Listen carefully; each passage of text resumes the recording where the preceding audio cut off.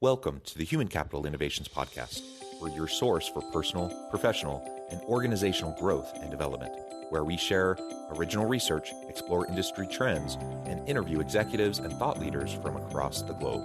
We hope you join us often for practitioner-oriented content around all things related to leadership, HR, talent management, organizational development, and change management. Maximize your personal and organizational potential with Human Capital Innovations Podcast.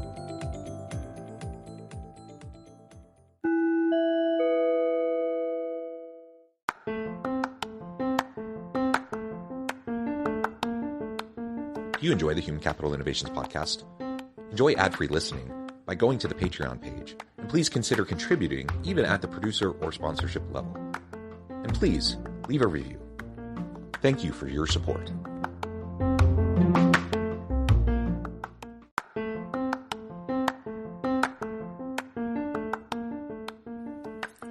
Welcome to the Human Capital Innovations Podcast. In this HCI Podcast episode, I talk with Darrin Jahnel about developing amazing teams with a dynamic culture.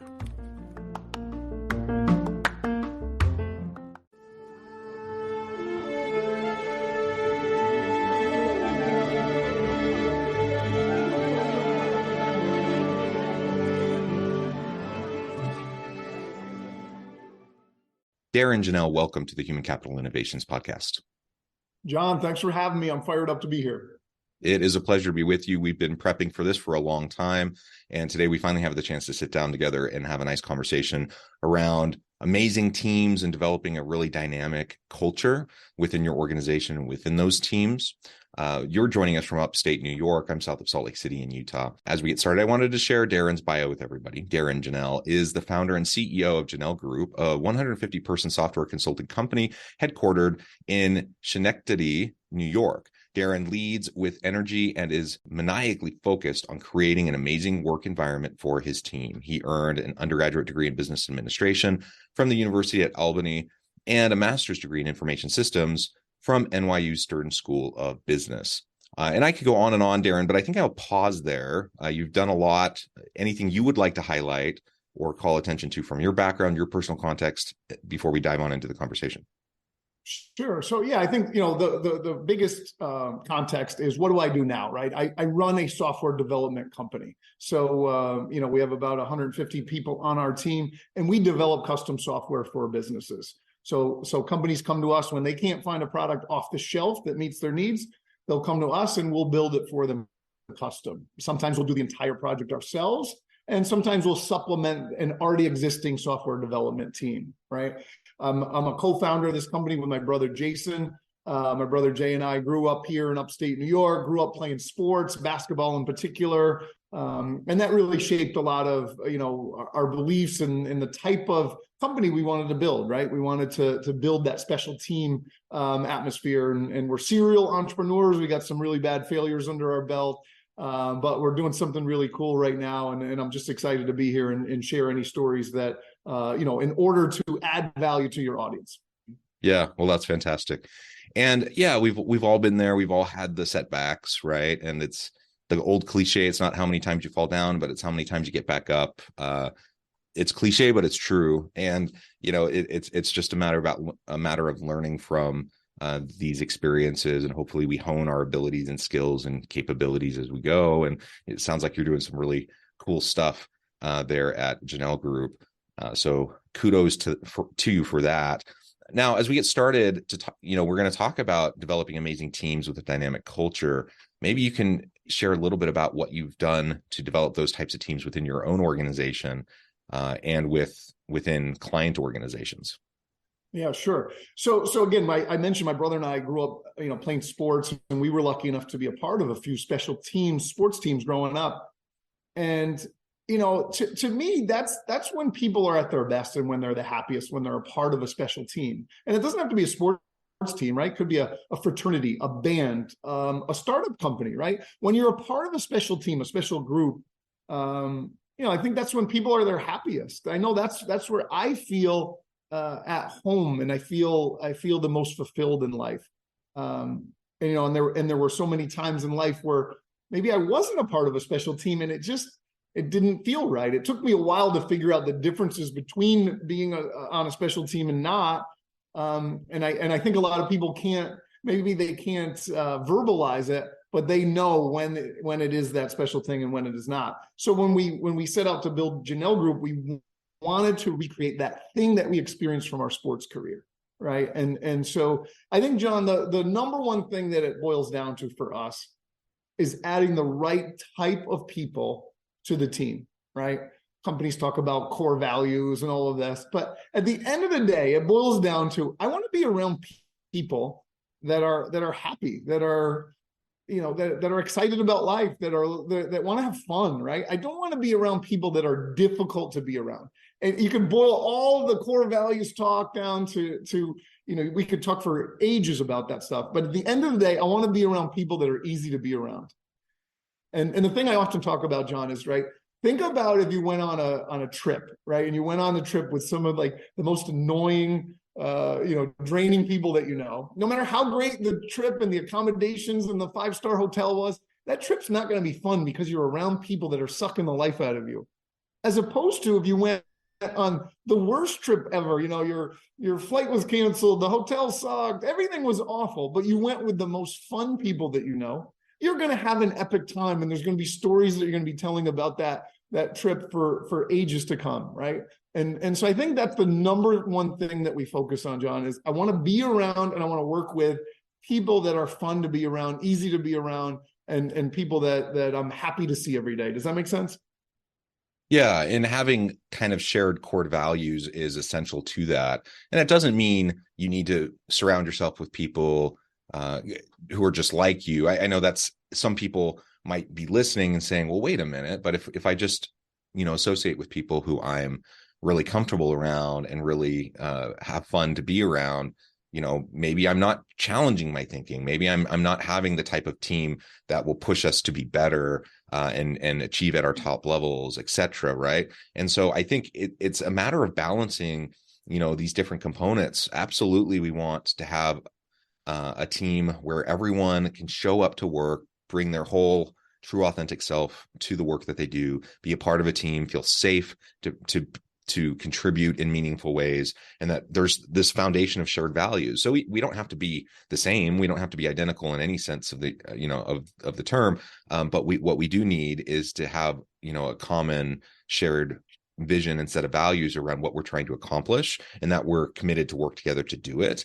And recognizing that, sometimes we're going to disagree. Sometimes we're going to really push back on each other hard. Those types of things actually can often push us to do the most creative and innovative things within a team dynamic. And I can't help but relate it to a show I just started watching with my wife. There's this new Amazon Prime show called Daisy Jones and the Six. I don't know if you've seen it or seen previews for it. It's this fictional mockumentary series about this rock band, loosely based, I think, on Stevie Nicks and Fleetwood Mac and such. Anyways, it's that kind of a dynamic, though. And you have these two lead singers who just like push each other's buttons constantly, and they kind of hate each other, but they also kind of love each other, and they just push each other, and they just create amazing music.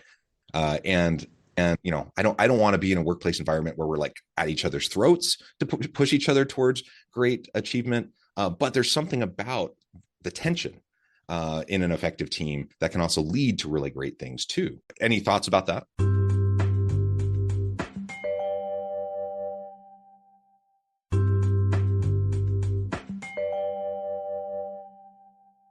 Well, yeah, it's funny you bring that up, right? Because when I think back to my sports career, I very much bought into that really hard-nosed, challenge your teammate type of mentality, right? I grew up on Michael Jordan and Larry Bird. These guys were tough guys. Some people would just say, many people would say Michael Jordan is a prick, right? He's not a good guy, right? And so I think in a sports environment, or maybe a tougher environment, maybe like the military or something like that, that type of mentality and attitude can bring out amazing things. It can bring out the best in people, but it's tough. It's tough to be around that. It's not necessarily the way I want to live my life, right? So John, we've actually changed a little bit on that. Back in our sports days, my brother and I were very tough and hard-nosed. And I mean, I could even think about like fights in practice with our teammates.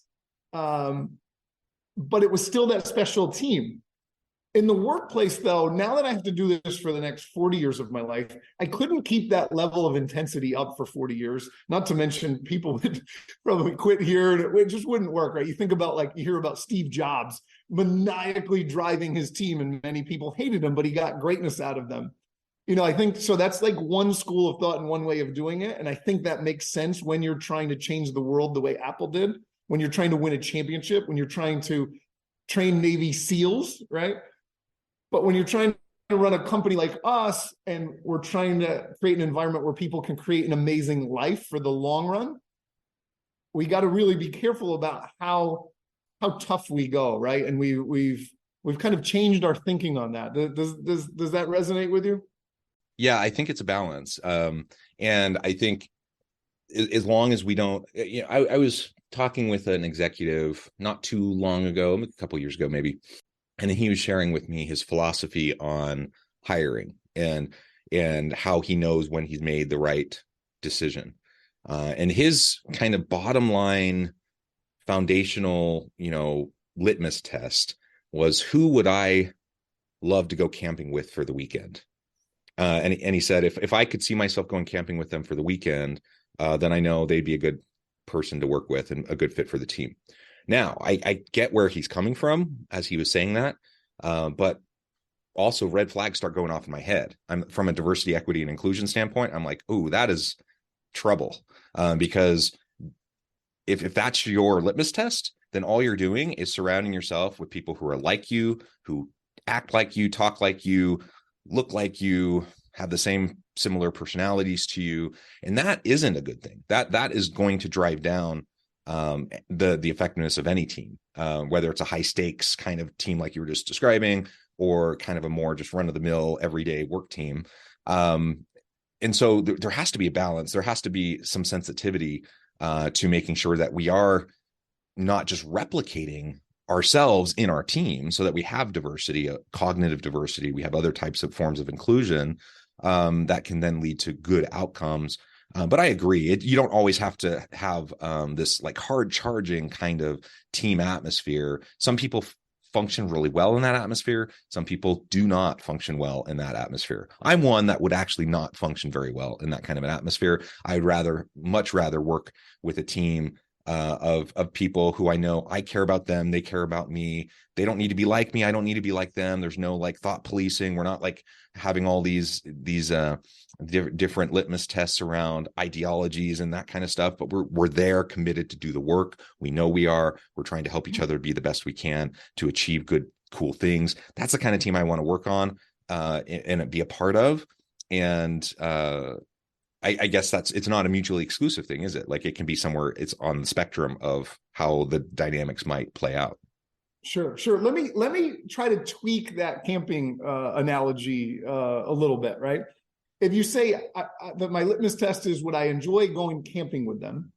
To me, that lends a little bit more to, you know, getting people that are all the same, right? We want to hang out by the fire. We want to drink beers and tell stories and whatever, right? I'm going to get people that are very similar to me.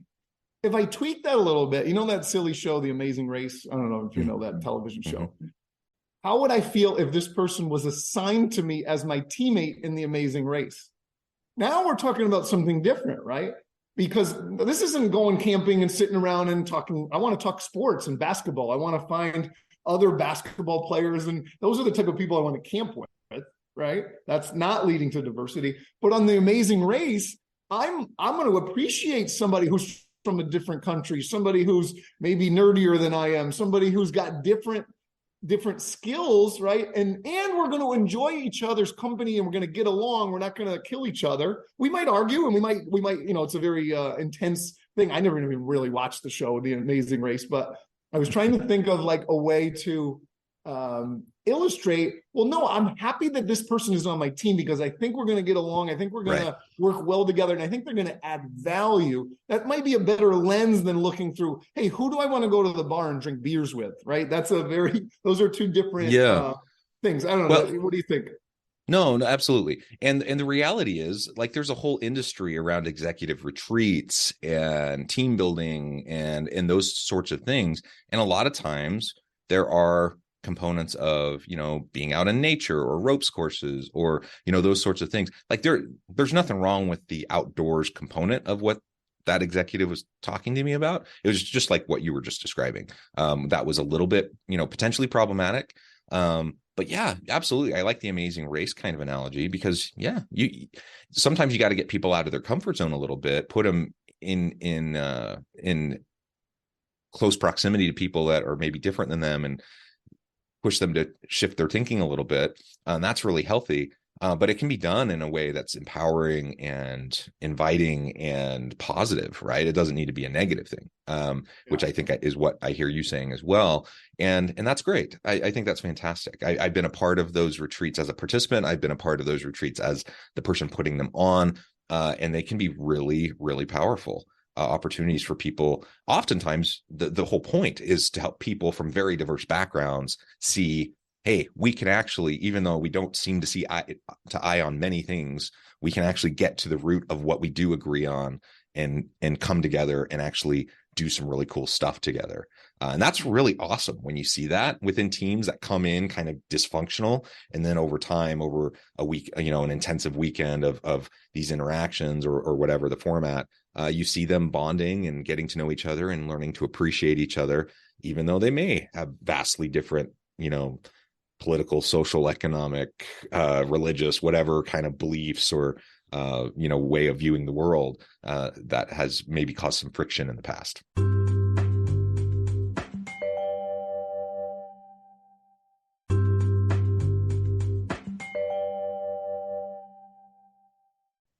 Yeah, that's great. I agree. And we go out of our way to try to create these types of situations where somebody's true colors will start to shine through, right? And that's when you're, maybe you're out of the office, maybe you're at a restaurant. How do they treat a waitress? How do they do, we just got done with we have this big week-long celebration of our culture. We just got done with it last week. And, how does somebody do when they don't have a lot of sleep, right?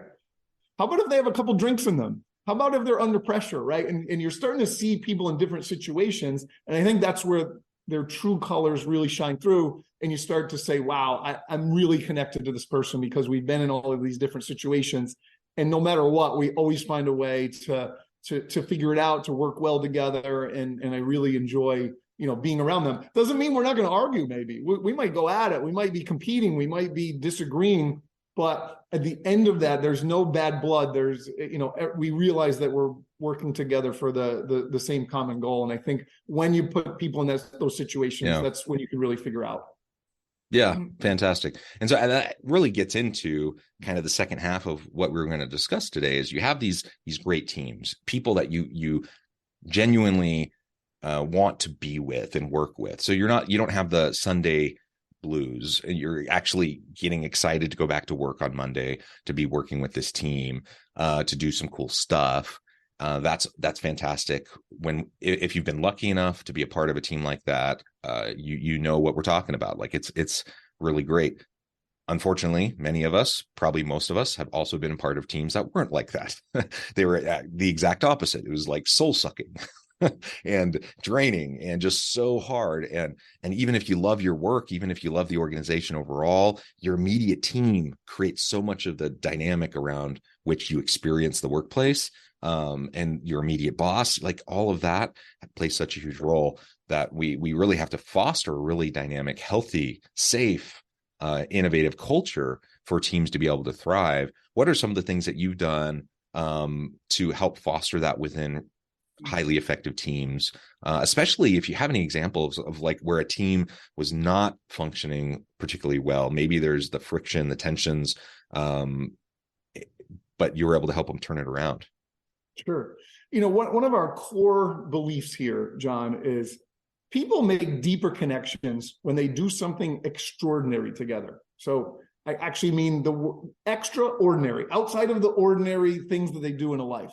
Think about some of the people you got closest with the quickest, right? A lot of times it's when you did something extraordinary together. Maybe you went on a trip to China together, right? You didn't really know them. 2 weeks later, you come back, you feel bonded to this person because you both experienced this thing that you're not used to, and you did it together, and it fast forwards the relationship. Sometimes it's shared suffering, right? I think back to my sports moments, double session practices, running until you vomit. And, that's not fun. But at the end of that, you feel bonded with this other person, right? So we're going out of our way, John, to create these type of situations. And we're being intentional about trying to create the environment where these types of extraordinary experiences can happen. Sometimes it's events we throw, sometimes it's trips we're taking. Just last week at our culture event, right? We've been hyping up this beer pong tournament, right? And we've been having qualifiers for a year. And so for the finals, we literally brought in bleachers, and we set up an arena for the finals, and there was $10,000 on the line. And there was a moment, John, where one of the kids, he had to hit the final shot. He hit the final shot, and he got absolutely mobbed. We have crazy video of this. We're going to be releasing a highlight video of this. And it was one of the coolest moments of his life. Hell, it was one of the coolest moments of my life, and I was just watching, And so now we've gone out of our way to try to create an environment where this special thing could happen, and then it happens, and you're watching it unfold. And this is a moment that they'll never forget ever, right? Have you ever done anything, shot anything for $10,000? I've never done that in my entire life, right? And I played sports at a high level, and there's never been that much pressure on me in one moment. And this kid came through in that situation, and the crowd mobbed him, and he's never going to forget that. And anyone that was there is never going to forget that, right? And so we're trying to be intentional about creating those types of moments. And I have more anecdotes if you want more silly ones, but I think we do a really good job of that. Yeah, well, that's so fun. I was just in Vegas over the weekend with my wife. We were attending the WAC tournament, so the March Madness conference tournament, leading into the NCAA. My university was, won the regular season championship. High levels of anticipation going into this tournament to go into the NCAA tournament, and they were in the semifinals. They were up by 21 points, and the other team just started chipping away and coming back, and it was like this most improbable comeback. And then they're down by 3 with like 5 seconds left. The other team goes down, shoots a 3, makes it, and gets fouled. Ends up making the free throw and winning. And it was soul crushing for us. Like that was a hard way to lose. But man, it was so fun to watch the other team.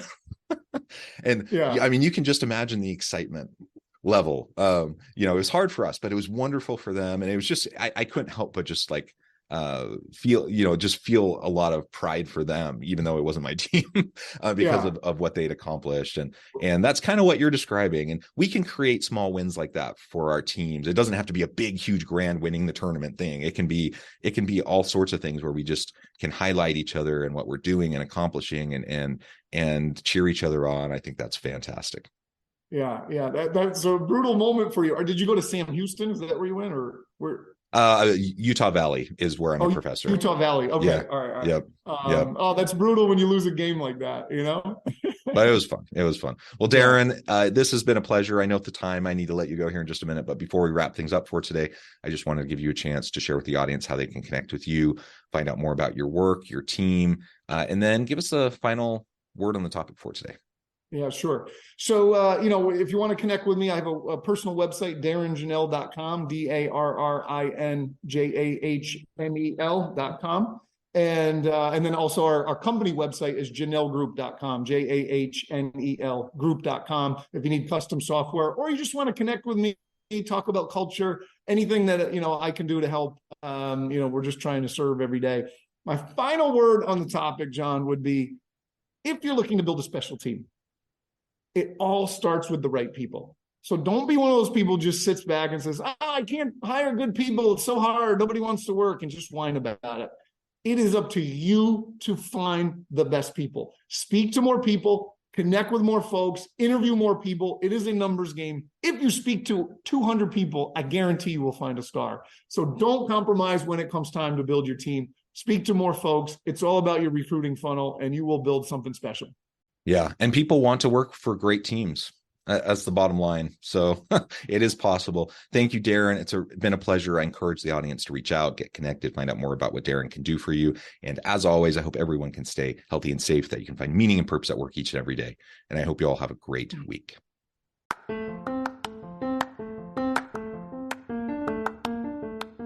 Do you enjoy the Human Capital Innovations podcast? Enjoy ad-free listening by going to the Patreon page. And please consider contributing even at the producer or sponsorship level. And please leave a review. Thank you for your support.